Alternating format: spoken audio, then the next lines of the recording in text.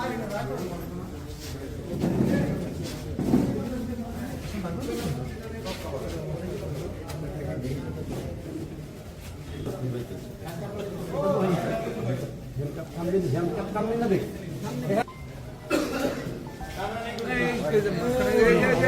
আপনি একটু পিছনে আসেন না রে ভাই।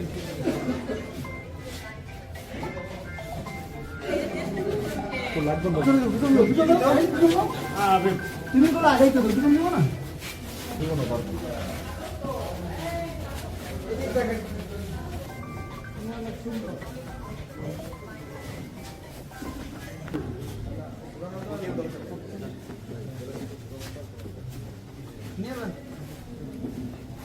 অপারেশন ডেভিল হান্ট চলছে, সেটার মধ্যে থেকে অংশ হিসেবে আমরা এখন পর্যন্ত গত 24 ঘন্টায় 13 জনকে গ্রেপ্তার করেছি।